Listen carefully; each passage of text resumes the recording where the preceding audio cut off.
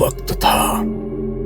गांव की सीमा पर झाड़ियों और टूटे रास्तों के बीच वो सूखा कुआं खड़ा था, जिसके पास सालों से किसी ने झांका भी नहीं था।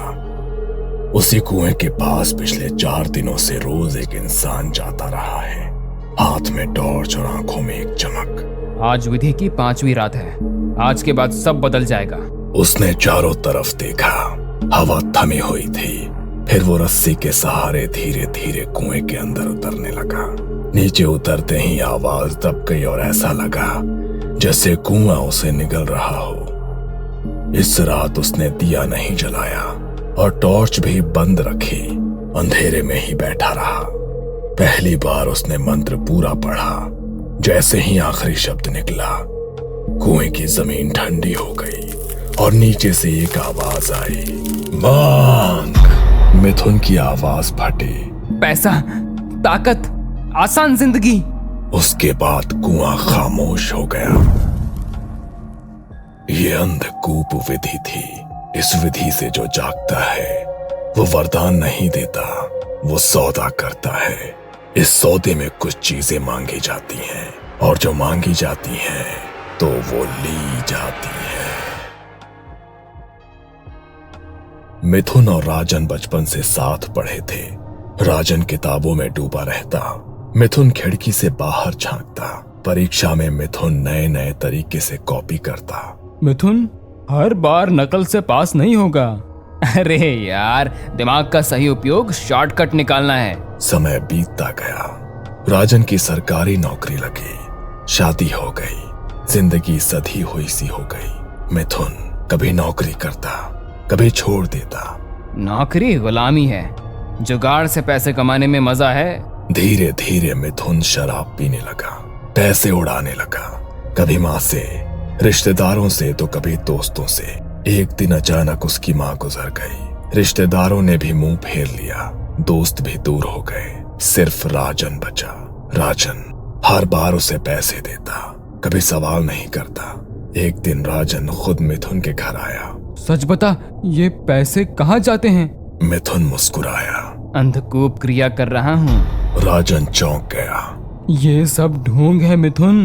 अखबार में कहानियां छपी हैं, लोग अमीर हो गए हैं इस क्रिया से। राजन कुछ देर तक मिथुन को देखता रहा और गहरी सांस ली। तू आज भी नहीं बदला रे, बचपन से तू ऐसा ही है, बस हर चीज का जुगाड़ ढूंढता रहता है। मिथुन जोर से हंस पड़ा। वो हंसी थोड़ी ज्यादा तेज थी, जैसे वो राजन को नहीं, खुद को यकीन दिला रहा हो। अरे राजन बाबू, जो बदल जाए वो इंसान ही कैसा। मैं तो बस हमेशा आसान रास्ता निकाल लेता हूँ। अरे छोड़ ये सब, तूने कुछ बनाया तो नहीं होगा। चल मैं तुझे खाना खिलाता हूँ। दोनों घर से निकले, पास के पुराने होटल में जाकर बैठे। खाना आते आते बातें अपने आप पीछे चली गई। स्कूल के दिन, वो सपने जो तब बहुत आसान लगते थे। खाना खत्म होते होते मिथुन फिर उसी विषय पर लौट आया। राजन, ये अंधकूप क्रिया कोई नई चीज नहीं है, ये सदियों पुरानी विधि है। फिर वही? अरे सुन तो सही, ये क्रिया सूखे कुएं में की जाती है, बस 5 दिन और इंसान की सारी इच्छाएं पूरी। राजन चुपचाप सुनता रहा। कुछ ही दिनों में सब ठीक हो जाता है। पैसों की दिक्कत, काम की टेंशन, सब खत्म। एक बार ये क्रिया कर ली ना, फिर मैं तुझे पार्टी दूंगा और अपनी एक गाड़ी में घुमाऊंगा। राजन ने भौहें चढ़ाई। तुझे ये सब किसने बताया? मिथुन ने जेब से अखबार का एक पुराना पन्ना निकाला। मैंने जेल के न्यूज़पेपर में पढ़ा, कई लोगों की कहानियां छपी हैं, सब अमीर हो गए, सबकी किस्मत बदल गई। मैं रोज अखबार लेता हूँ, उसमें पूरी विधि भी छपी है, बहुत आसान है। हर बार की तरह इस बार भी तूने कोई नया टोटका निकाल लिया है। तू कभी नहीं सुधरेगा रे मिथुन। मिथुन ने कुछ नहीं कहा, बस मुस्कुराता रहा। कुछ देर बाद दोनों होटल से निकले और अपने अपने रास्ते चले गए। कुछ ही दिनों में मिथुन गांव की सीमा पर उस सूखे कुएं के पास जाने लगा। उसने झाड़ियां काटी, मलबा हटाया, पीठ पर झोला और हाथ में टॉर्च। यहाँ वहां देखता हुआ वो धीरे धीरे कुएं के अंदर उतरने लगा।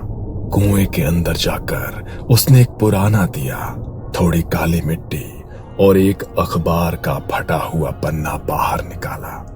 वो कुएं के तल में बैठ गया और दिया जलाया। फिर उसने चारों तरफ मिट्टी फैलाई। फिर अखबार के उस पन्ने को पढ़ने लगा।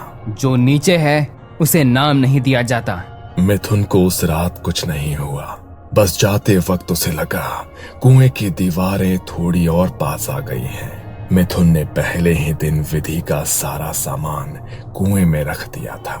मिथुन कुएं के तल पर बैठा, दिया जलाया और उसने झोले से लोहे की 3 कीलें, नींबू और जली हुई लकड़ी की राख निकाली। मिथुन ने राख से जमीन पर एक गोल घेरा बनाया, बीच में नींबू रखे और कीलें दीवार में ठोक दी।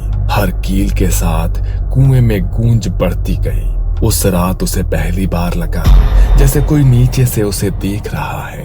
तीसरी रात उसने एक काली चुनरी, तेल की शीशी और वही अधूरा मंत्र बाहर निकाला। और जैसे ही उसने मंत्र दोहराया, कुएं के अंदर से आवाज आई। कोई शब्द नहीं, बस एक भारी सांस। मिथुन का शरीर जम गया, लेकिन उसने क्रिया नहीं रोकी। उस रात जाते समय उसने साफ सुना, फिर आना। चौथी रात कुआं जली हुई लकड़ी की बदबू से भरा था। मिथुन के हाथ कांप रहे थे, फिर भी वो नीचे उतरा। उस रात उसने पहली बार जोर से बोला, मुझे चाहिए। कुएं के अंदर कुछ हिला, जैसे जमीन के नीचे कुछ करवट ले रहा हो। मिथुन को लगा अब पीछे हटना नामुमकिन है। 5वीं रात। इस रात उसने दिया नहीं जलाया और टॉर्च भी बंद रखी। अंधेरे में ही बैठा रहा। पहली बार उसने मंत्र पूरा पढ़ा। जैसे ही आखिरी शब्द निकला, कुएं की जमीन ठंडी हो गई और नीचे से एक आवाज आई, मांग। मिथुन की आवाज फटी, पैसा, ताकत, आसान जिंदगी। उसके बाद कुआं खामोश हो गया। अंधकूप विधि पूरी होने के बाद ज्यादा वक्त नहीं लगा। अगले ही हफ्ते से मिथुन की जिंदगी ऐसे पलटने लगी जैसे किसी ने अचानक किस्मत का पन्ना पलट दिया हो। पहले हफ्ते ही उसने जुए में हाथ आजमाया। वो जो हमेशा हारता था, उस दिन लगातार जीतता गया। एक दांव, फिर दूसरा, फिर तीसरा। लोग हैरान थे, मिथुन खुद भी हैरान था। कुछ ही दिनों बाद एक लॉटरी का टिकट लगा, फिर दूसरी, फिर तीसरी। इतना पैसा जिसे उसने कभी एक साथ देखा भी नहीं था। और अजीब बात ये थी कि मिथुन ने मेहनत कुछ भी नहीं की थी। पैसा खुद चलकर उसके पास आ रहा था। फिर बड़े काम मिलने लगे। कोई जमीन बिकवाना चाहता था, किसी की पुरानी हवेली का सौदा था, किसी की कब्जे की जमीन खाली करवानी थी। जहां दूसरे लोग महीनों अटक जाते, वहां मिथुन 2 बातों में काम निपटा देता और हर सौदे के बाद पैसा मिलता, ढेर सारा पैसा। कुछ ही महीनों में उसने नया घर बनवा लिया। पुराना टपकती छत वाला मकान अब सिर्फ याद बन चुका था। नया घर, ऊंची दीवारें, चमचमाता फर्श और ऐसी छत जो ऊपर देखकर दिखाई भी ना दे। फिर एक दिन नई गाड़ी खरीद ली। उसी गाड़ी में बैठकर मिथुन राजन के घर पहुंचा। इंजन की आवाज सुनकर राजन बाहर आया। देखा, कहा था ना, सब हो जाएगा। राजन मुस्कुराया।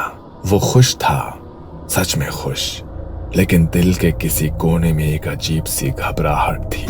राजन उसे घर के अंदर ले गया, चाय बनाई। ये पहली बार था जब मिथुन राजन के घर आया था। चाय पीते पीते मिथुन ने कहा, राजन, तू और भाभी संडे को मेरे घर खाना खाने आओगे? कोई बहाना नहीं चलेगा? राजन ने मुस्कुराकर हाँ कर दी। संडे को राजन और उसकी पत्नी काजल मिथुन के घर पहुंचे। गाड़ी गेट के अंदर घुसी तो राजन की आंखें खुली रह गई। उसके मन में एक ही बात आई, कहाँ वो पुराना घर और कहाँ ये आलीशान महल। घर में कदम रखते ही नौकरों ने खातिरदारी शुरू कर दी। पानी, शरबत, फल, हर चीज बिना पूछे सामने। तभी मिथुन कमरे से बाहर आया। राजन उसके लिए मिठाइयों का डब्बा लाया था। अरे ये सब लाने की क्या जरूरत थी? तू तो मेरा भाई है। मिथुन ने नौकरों को हुक्म दिया, राजन और भाभी को जो चाहे वो खिलाओ, किसी भी चीज की कमी नहीं होनी चाहिए। थोड़ी देर में ढेर सारी डिशेस आ गई। तीनों मजे से खाना खाने लगे। हंसी, पुरानी बातें और सुकून। पर राजन के मन में एक सवाल अब भी अटका था। मिथुन, ये सब कैसे हुआ? वो क्रिया? मिथुन ने खाना रखते हुए कहा, उसी की वजह से तो सब हुआ। मैंने कहा था ना, एक बार वो क्रिया कर लूं तो सब सही हो जाएगा। फिर हंसकर बोला, देख, आज पार्टी भी मिल रही है। खाना खत्म हुआ। मिथुन ने खुद राजन और काजल को गाड़ी में बैठाकर उनके घर छोड़ा। राजन गाड़ी में बैठकर पीछे मुड़कर उस आलीशान घर को देखता रहा। उसके चेहरे पर मुस्कान थी, लेकिन दिल में एक अजीब सी बेचैनी, क्योंकि जिस तरक्की में मेहनत ना हो उसमें अक्सर कोई और कीमत चुकानी पड़ती है, और मिथुन वो कीमत अभी जानता नहीं था। कुछ महीनों तक सब कुछ ठीक चलता रहा। मिथुन ने सोचना ही छोड़ दिया कि ये सब क्यों हो रहा है। लेकिन अंधकूप विधि के कुछ महीने बाद हवा बदलने लगी। सबसे पहले एक सौदे में गड़बड़ हुई। मिथुन ने एक पुरानी हवेली बिकवाई थी, कागज पूरे सही से देखे बिना। बाद में पता चला कि जमीन किसी और के नाम से दर्ज थी। असल मालिक ने हवेली के नए मालिक को धमकाया। हवेली के नए मालिक ने सारा इल्जाम सीधा मिथुन पर डाल दिया। हवेली के मालिक ने मिथुन का कॉलर पकड़ा। आखिरकार मिथुन को अपने ही पैसों से नुकसान भरना पड़ा। पहली बार उसके हाथ से पैसा पीछे की तरफ गया। फिर जुए में हार शुरू हो गई। जो हाथ कभी खाली नहीं जाता था, अब हर बार डूबने लगा। लॉटरी अब लगती ही नहीं थी। जमीन के सौदे आखिरी वक्त पर टूटने लगे। लोगों के फोन आने बंद हो गए। लोग उससे नजरें चुराने लगे। मिथुन को कुछ समझ नहीं आ रहा था। उसने वही किया जो वो हमेशा करता था, भागने की कोशिश। लेकिन इस बार किस्मत से नहीं, किसी और से। रातें बदलने लगी। अब वो सुकून से सो नहीं पाता था। हर रात एक ही सपना, वो किसी अंधेरी गुफा में फंसा है। चारों तरफ नमी, सीलन और अंधेरा। वो बाहर निकलने की कोशिश करता, लेकिन रास्ता नहीं मिलता। सांस फूलने लगती, सीना पत्थर की तरह भारी। और तभी वो हड़बड़ाकर नींद से जाग जाता, पसीने से भीगा हुआ। कभी कभी उसे लगता कि घर में कोई है, कोई कोने में खड़ा उसे घूर रहा है और कुछ मांग रहा है। लेकिन क्या है वो नहीं समझ पाता। पैसे खत्म होने लगे। मिथुन ने अपनी गाड़ी बेच दी ताकि घर में चूल्हा जल सके। जिस गाड़ी में वो कभी शान से बैठता था, आज वही उसके हाथ से चली गई। और फिर एक रात उसे लगा जैसे कोई उसका गला दबा रहा है। सांस रुक नहीं रही थी, आंखें फटी हुई थी। वो बिस्तर पर छटपटाता रहा, लेकिन कमरे में कोई नहीं था। अगली सुबह वो टूट चुका था, डरा हुआ, खाली। उसे समझ आ गया था कि ये कुछ अजीब है। उसी दिन वो रोते हुए राजन के पास पहुंचा। राजन, मुझसे गलती हो गई, मुझे बचा ले। राजन ने पूरी बात सुनी, एक शब्द भी नहीं टोका। राजन ने अपनी पत्नी काजल से बात की। काजल के गांव में एक तांत्रिक बाबा थे, बाबा गोरखनाथ। राजन ने उन्हें मिथुन की कहानी बताई और मदद मांगी। 2 दिन बाद राजन बाबा गोरखनाथ को मिथुन के घर ले आया। बाबा ने घर में कदम रखते ही आसपास देखा। हवा सूंघी, आंखें बंद की, फिर मिथुन से बोले, तूने किस जगह से क्रिया की थी? मिथुन ने कांपते हाथों से गांव की सीमा के सूखे कुएं की तरफ इशारा किया। बाबा ने एक ही बात कही, वहां चलना होगा। अगली शाम दोनों सूखे कुएं के पास खड़े थे। हवा में सड़ी हुई मिट्टी और पुराने लोहे जैसी गंध थी। बाबा गोरखनाथ कुछ पल चुपचाप कुएं को देखते रहे। फिर उन्होंने आंखें बंद की और जमीन पर हाथ रख दिया। अचानक उनके चेहरे का रंग बदल गया। उन्होंने आंखें खोली और सीधे मिथुन की तरफ देखा।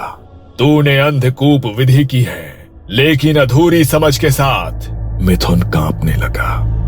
बाबा, सब कुछ अखबार में जैसा लिखा था वैसा ही किया था। बाबा ने धीमी आवाज में कहा, अखबारों में सच पूरा नहीं लिखा जाता बेटा। उन्होंने कुएं की तरफ इशारा किया।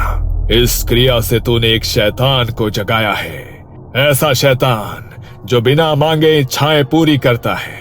राजन की सांस अटक गई। फिर ये सब क्यों हो रहा है बाबा? बाबा की आवाज और भारी हो गई। क्योंकि हर महीने में एक मुहूर्त आता है अमावस्या का। उस रात शैतान को रक्त की बलि देनी होती है। मिथुन के पैर लड़खड़ा गए। बलि? ये बात मुझे किसी ने नहीं बताई। बाबा ने सीधे उसकी आंखों में देखा। तूने उसे जगाया और उसे भूखा छोड़ दिया। कल महालय अमावस्या की रात है। मिथुन की हालत और बिगड़ गई। बाबा, मैं अकेला नहीं जा सकता, आप भी साथ चलिए। बाबा ने थोड़ा सोचा, फिर जमीन पर कुछ रेखाएं बनाई, अपने शरीर पर राख लगाई और मंत्र जाप शुरू किया। कुछ देर बाद बाबा ने आंखें खोली। चलो, लेकिन याद रखना, सारी विधि तुम्हें अकेले ही करनी होगी।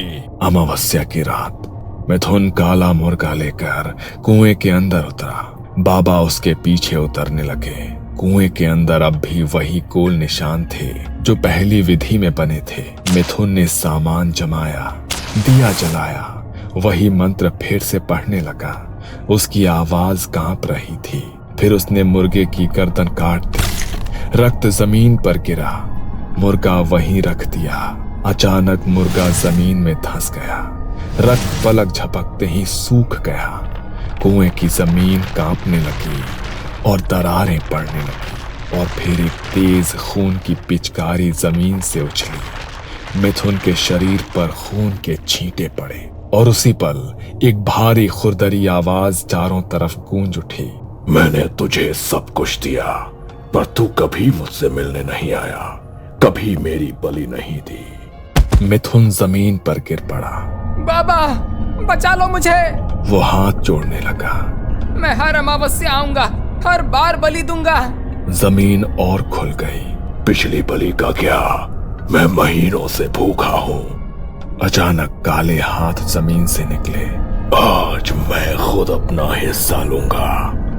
मिथुन चीख भी नहीं पाया। जमीन ने उसे एक झटके में खींच लिया। कुआं फिर से शांत हो गया। कोई आवाज नहीं, कोई हलचल नहीं।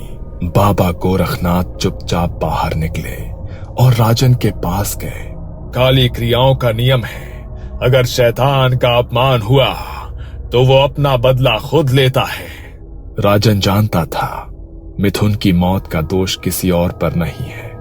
उसने अधूरा ज्ञान लेकर अंधेरे से सौदा किया था।